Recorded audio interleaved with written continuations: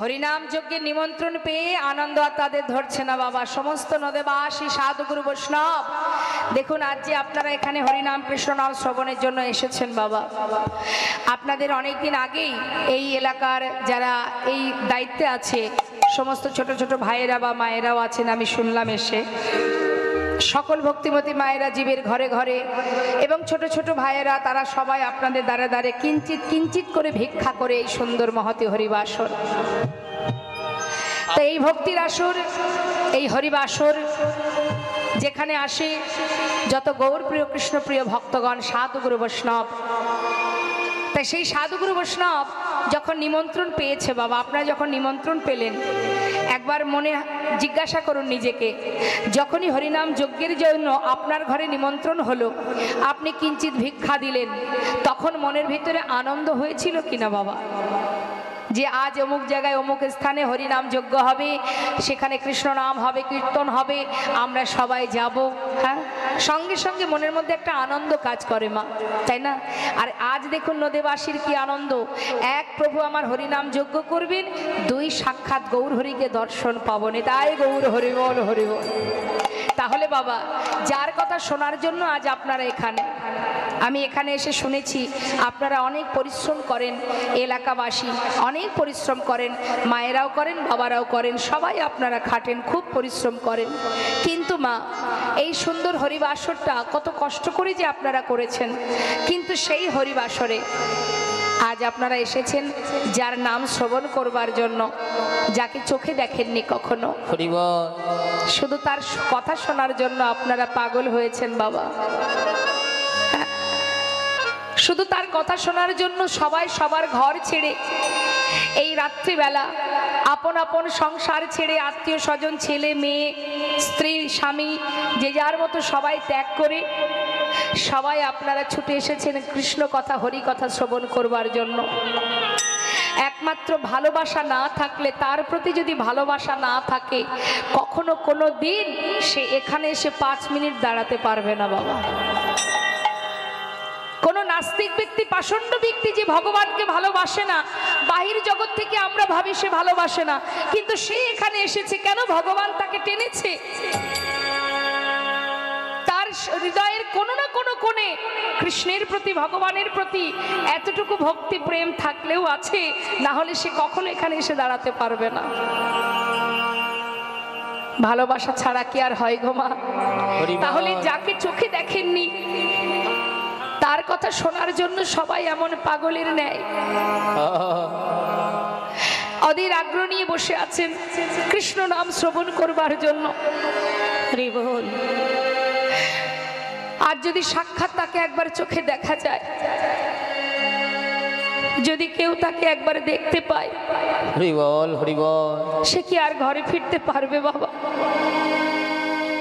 যার কথা শোনার জন্য পাগল, যদি তাকে সাক্ষাৎ দর্শন পাওয়া যায়, আজ নদিয়া নাগরীর মনে কত আনন্দ। সুরধনির তীরে গৌর হরি হরি নাম যজ্ঞ করবে, আমরা সবাই যাব সেই যজ্ঞে। নদীবাসী আনন্দ ধরছে না, সাধু গুরু বৈষ্ণব তারা পাগলের ন্যায়, গৌর দর্শনের ন্যায় ছুটতে ছুটতে যাচ্ছে। মহাজন বললেন, দেখো দেখো, নিমন্ত্রণের পত্র পাইয়া আনন্দিত মা সুরধনির তীরে আসি, তারা দিল দর্শন।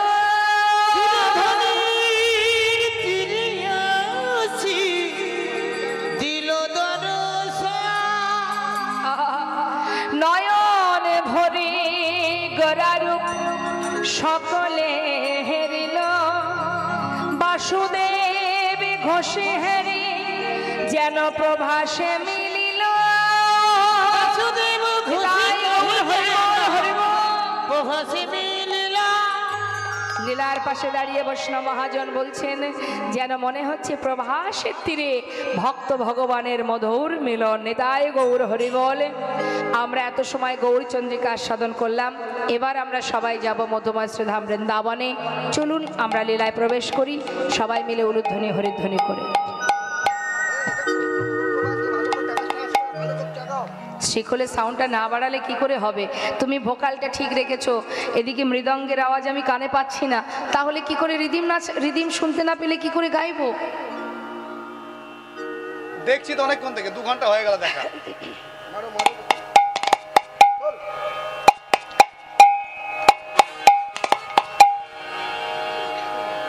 আউটটাকে বাড়িয়ে দিচ্ছে, আউটটাকে তো লোকে শুনছে, আমার দেখানো নেই। ওই জন্য পাশ থেকে উনি বলছে এটা ঘোরানো যাবে না, উনি তো জানেন না এখানে শুনতে পাচ্ছি না আমি। জয় রাধেশ্যাম। তা চলুন যাই আমরা সবাই মিলে মধুময় শ্রীধাম বৃন্দাবনে। এখানে এসে বসে দেখো না কি হচ্ছে, চলো। একবার উলুধ্বনি হরিধ্বনি করে আমরা বৃন্দাবনে প্রবেশ করব। মায়েরা উলুধ্বনি জানেন তো? তো শোনাচ্ছেন দেখি, একটু শোনান তো, জোরে জোরে বলুন। বাহ, হরিবল।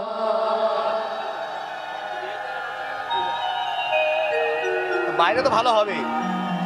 দেখুন, হরিবাসরে কৃপণতা করবেন না, আর যেখানে যা করবেন করবেন, হরিবাসরে কৃপণতা করবেন না। এখানে তো আর কিছু নয়, একটু কর্ম করতে হবে। কি কর্ম? উলুধ্বনি করবেন, দুহাত তুলে হরিধ্বনি করবেন, বাবারা দুবাহু তুলে জয়ধ্বনি করবেন। এখানেও যদি কৃপণতা করেন তাহলে কি হয়? অলসতা, জড়তা এগুলো বাদ দিন, উচ্চস্বরে হরিধ্বনি উলুধ্বনি করুন। সবাই মিলে প্রেম সে দুবাহু তুলে নিতাই গৌর হরিবল হরিবল হরিবল। বেশ, চলুন যাই আমরা শ্রীধাম বৃন্দাবনে। উলুধ্বনি হরিধ্বনি করে বৃন্দাবনে প্রবেশ করব। বৃন্দাবনে রাজার জয় দিয়ে সবাই মিলে একসঙ্গে গাইব একটি ভজন গান। বৃন্দাবন ধাম আচ্ছা জপে যা রাধে রাধে। হাতে তালি দিয়ে সবাই মিলে, হ্যাঁ, এক তালে তালে।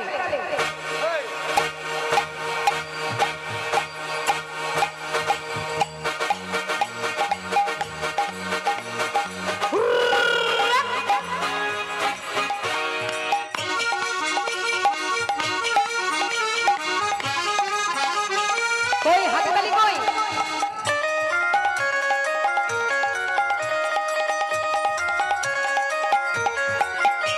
বৃন্দাবন ধাম বৃন্দাবন ধাম আবার জপে যা রাধে রাধে। তালি দিয়ে আপনাদের হাতগুলো সব পকেটে কেন? একবার সবাই মিলে জপে যা রাধে রাধে, ভজে যা রাধে রাধে, জপে যা রাধে রাধে, ভজে যা রাধে রাধে। কি মন খারাপ নাকি? মন খারাপ? তাহলে হাতগুলো সব যে যার মতো গুটিয়ে রেখেছে। ঠান্ডার জন্য। ঠান্ডা তো লাগবে, কাজ না করলে ঠান্ডা তো লাগবে। একটু কর্ম করলে দেখবেন আর ঠান্ডা কিছু করতে পারবে না। হ্যাঁ, কই দেখি কার কার হাত আছে একটু দেখি। ভগবান দিয়েছে হাত, ভগবান দিয়েছে, ঠিক আছে। যার নেই সে জানে না থাকার জ্বালা।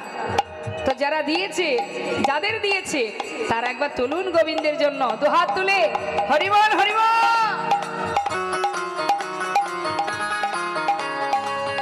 রাধারানী কি জয়।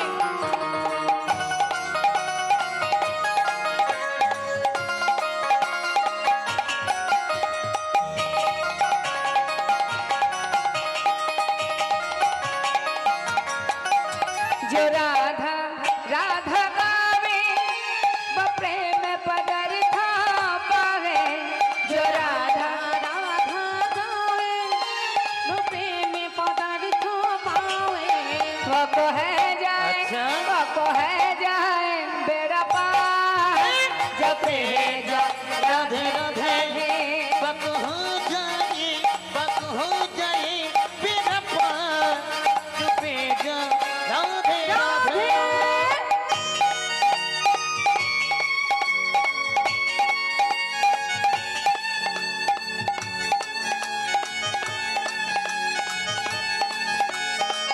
राधे राधे। हाँ।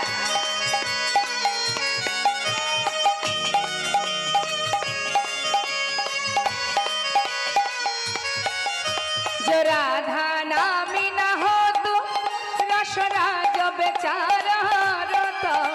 जो राधा नामी न हो तो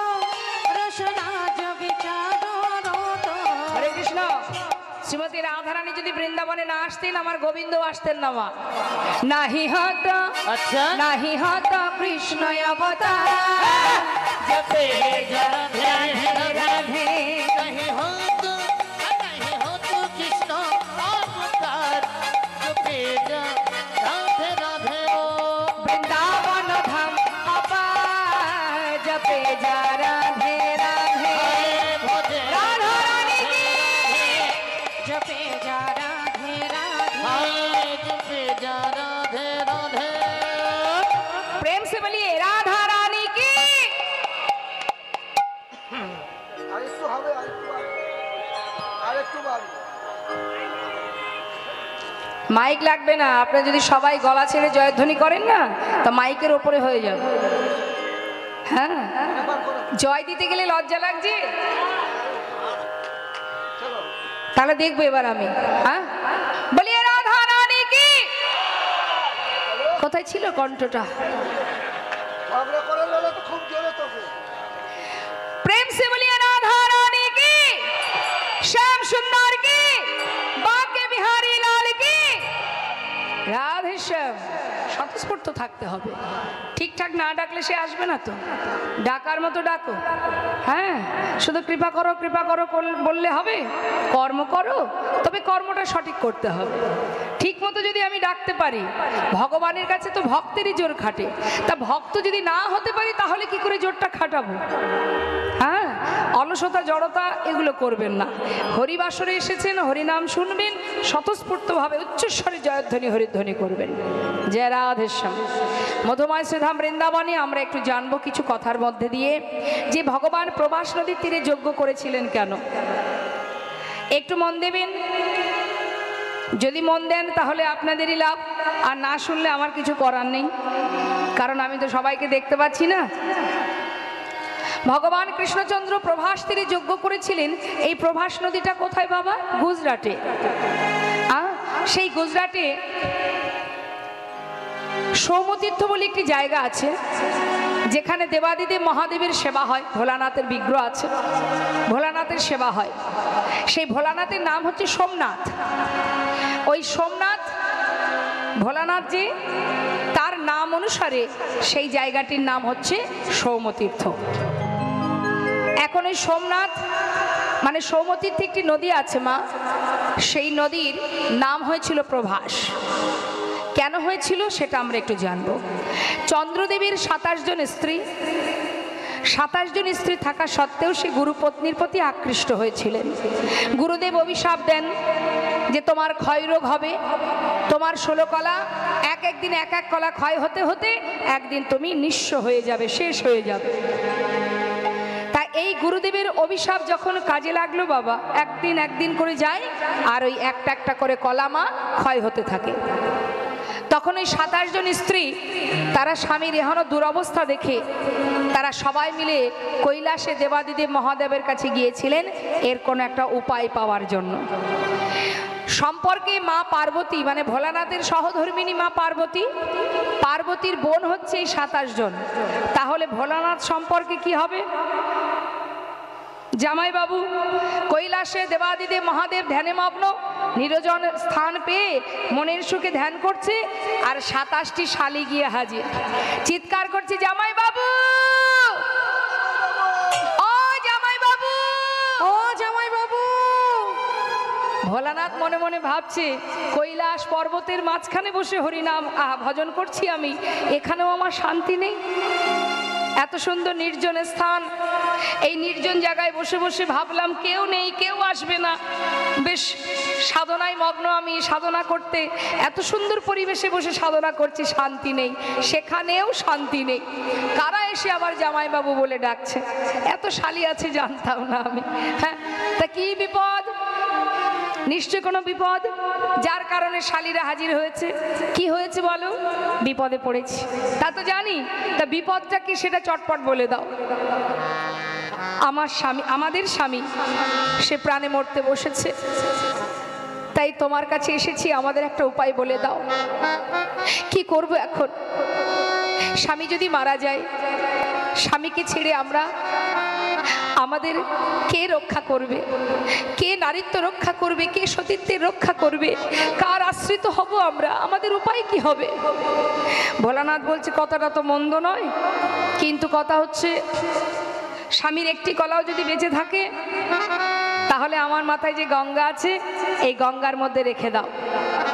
এই গঙ্গার মধ্যে রেখে দিয়ে তোমরা যে অভিশাপ করেছিল তার কাছে চলে যাও। সেখানে গিয়ে স্বামীর প্রাণ ফিরে পাওয়ার জন্য তার চরণ ধরে কাঁদো, দেখো কোনো উপায় দেয় কিনা। আর আমার মাথায় রেখে দাও কেন?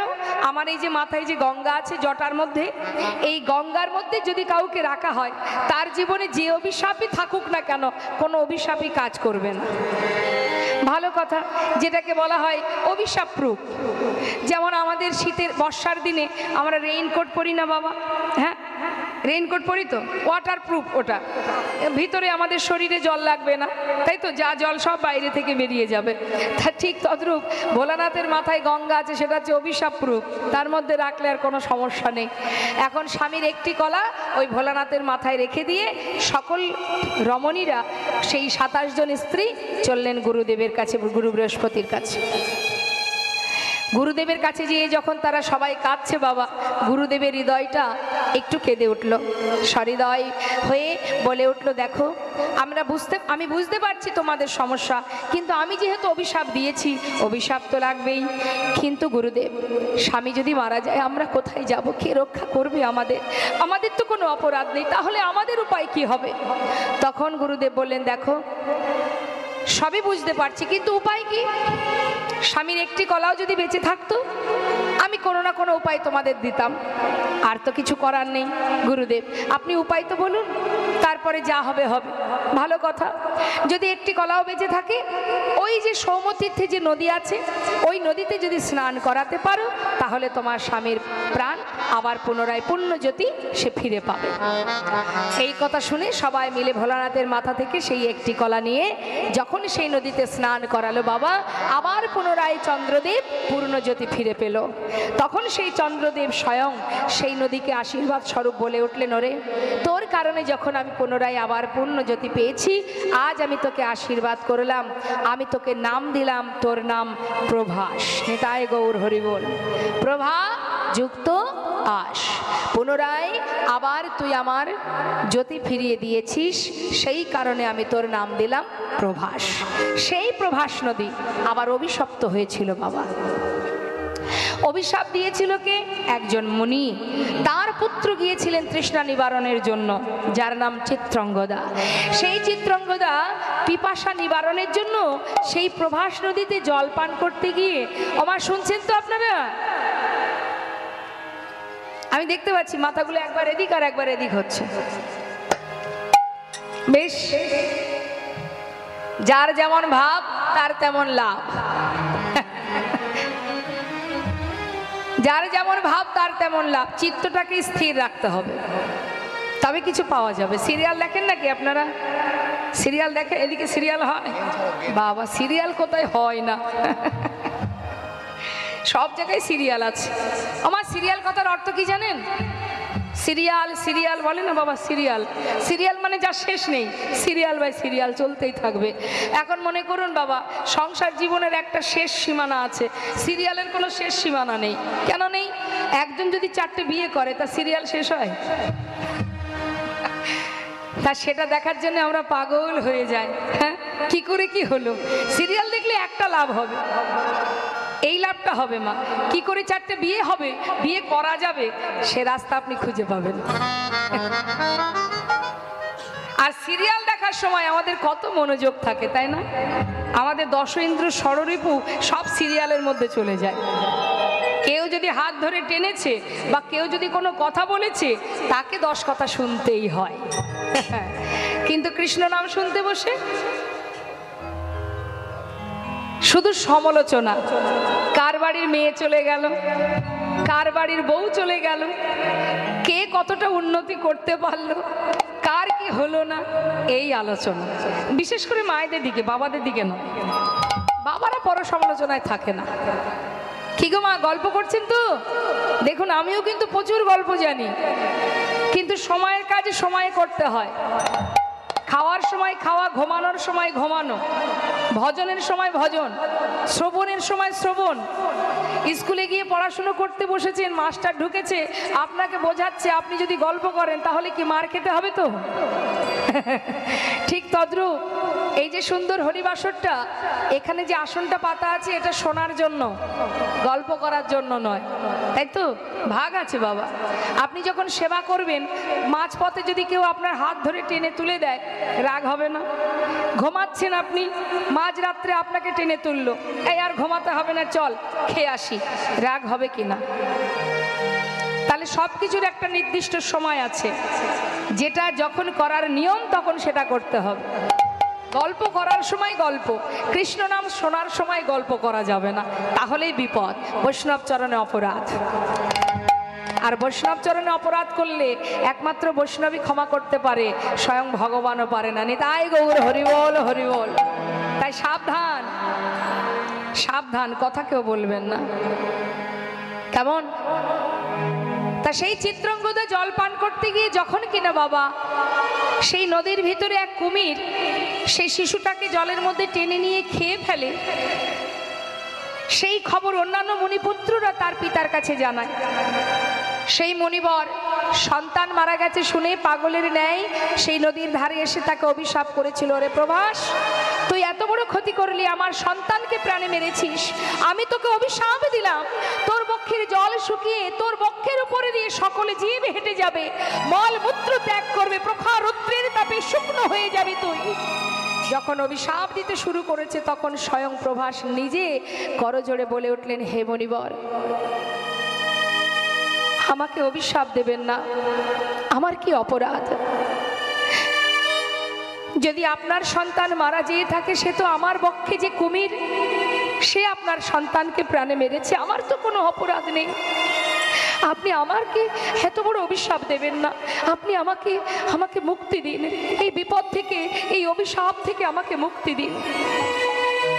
তখন সেই মুনি বলেছিল, তবে শোন, সত্যি তো তোর তো কোনো দোষ নেই, তোর বক্ষে যে কুমির বাস করে সে আমার সন্তানকে মেরেছে, তাই অভিশাপ যখন আমি দিলাম, অভিশাপ তো লাগবেই, তাহলে আমি আশীর্বাদও করে গেলাম, যেদিন তোর এই বক্ষ থেকে জল নিয়ে অনাদি রাধি গোবিন্দ শ্রীমতী রাধারানীর চরণ ধৌত করবে, সেই দিনে তুই মুক্তি পাবি। নিতাই গৌর হরিবল হরিবল।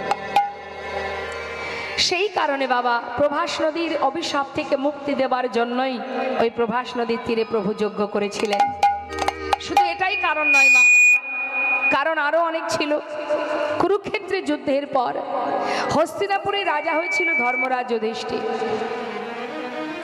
ধর্মরাজ যুধিষ্ঠির যখন রাজা হয় বাবা, ভগবান কৃষ্ণচন্দ্র তিনি রথের উপরে বসে কুন্তী পিসিমাকে ডাকছে, পিসিমা, ও পিসিমা, এদিকে এসো। দেখো পিসিমা, সারা জীবনে তুমি অনেক কষ্ট করেছো, তোমার 5 পুত্রকে নিয়ে তুমি বনে বনে জীবন কাটিয়েছো, এত কষ্টের পর জীবনে এত লড়াই, এত যুদ্ধ, সব কিছু অতিক্রম করে আজ তুমি জয়ী, তোমার পুত্র হস্তিনাপুরের রাজা, তুমি রাজমাতা হয়েছো পিসিমা, জীবনের সকল দুঃখ কষ্ট যন্ত্রণা তোমার দূর হয়ে গেছে পিসিমা, তাই এবার আমাকে বিদায় দাও, আমি চলে যাই। কুন্তী পিসিমা দাঁড়িয়ে মনে মনে চিন্তা করছে, মা, কৃষ্ণ যখনই আমাকে ছেড়ে ঘরে যায়, যাবার সময় বলে, পিসিমা আমি আসি, কিন্তু আজ বলছি আমি যাই, তার মানে যাই কথার অর্থ কি? বাড়ির কোনো ব্যক্তি যদি বেরোনোর সময় মুখে ভুল করে বলে আমি যাই, দেখবেন গুরুজনরা বলে, যাই কথাটা বলিস না, বল আসি, তার মানে যাই কথার অর্থ চলে গেলে আর আসবে না। সব জায়গায় আসি বলবেন বাবা, ডাক্তারখানায় গিয়ে যেন কখনো বলবেন না ডাক্তারবাবু আসি, হরি বল। তাহলে আবার যেতে হবে। থামা। কুন্তী পিসিমা দাঁড়িয়ে আছে। কৃষ্ণ বলে উঠলেন, পিসিমা যাওয়ার সময় তোমায় বর দিয়ে যাব, বলো তুমি কি বর চাও। কুন্তী পিসিমা মনে মনে চিন্তা করলেন, কৃষ্ণ যখন চলেই যাচ্ছে তাকে ধরার মতো ভজন তো আর আমার নেই, তাকে ধরে রাখার ক্ষমতা আমার নেই।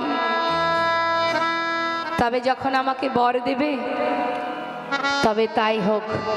কৃষ্ণ বলো পিসিমা তুমি আমায় বর দেবে?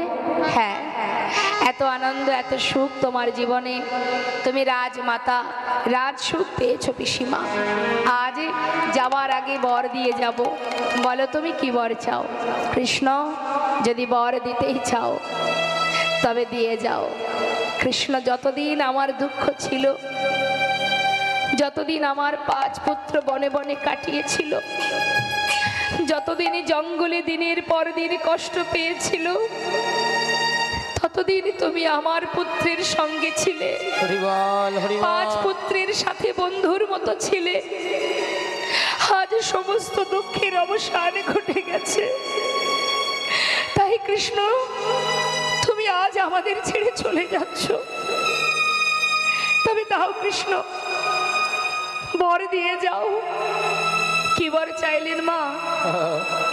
কুন্তী পিসিমা এত কষ্টের পর ছিলে হস্তিনাপুরের রাজা, তারপরে আবারও দুঃখ চাইলেন। কৃষ্ণ যদি বর দেবে তবে এই বর দিয়ে যাও। আর যে কদিন এই ধরাতে বেঁচে থাকবো, যে কটা দিন এই পৃথিবীতে বেঁচে আছি, আর যত দুঃখ আছে, কষ্ট আছে, যন্ত্রণা আছে, বেদনা আছে, সবটুকু তুমি আমায় দিয়ে যাও। দাও কৃষ্ণ দাও। যে কষ্ট পেলে, যে দুঃখ পেলে, যে যন্ত্রণা পেলে, সারা জীবন তোমাকে কাছে পাওয়া যায়। হরিবল হরিবল।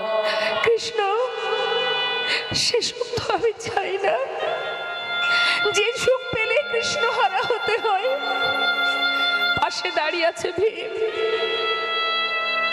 ভীম বলছে, মা সারা জীবন কষ্ট পেলাম, কত কষ্ট করেছি আমরা তোমাকে নিয়ে, এতগুলো দিন পর দাদা সবে মাত্র রাজা হলো, তুমি আবার কেন দুঃখ চাইছো মা গো? তোমার কি দুঃখ পেয়ে স্বাদ মেটেনি? মা বলে উঠলেন, ওরে ভীম দুঃখ ছিল বলেই তো কৃষ্ণ আমাদের সঙ্গে ছিল, আজ দুঃখের অবসান ঘটেছে, তাই কৃষ্ণ চলে যাচ্ছে। বল বাবা একটিবার বল, হাজার দুঃখ পেয়ে কৃষ্ণকে নিজেদের কাছে রাখা ভালো, নাকি সোনার সিংহাসনে পেয়ে কৃষ্ণকে হারানো ভালো?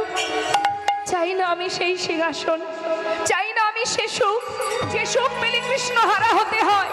যদি সেই সিংহাসন ছেড়ে নেমে আয়, যে সিংহাসনে বসলে চিরতরে কৃষ্ণ হারা হতে হয়, সে সিংহাসন আমি চাই না। নেমে আয়, নেমে আয় বাবা, নেমে আয়। হরি বল।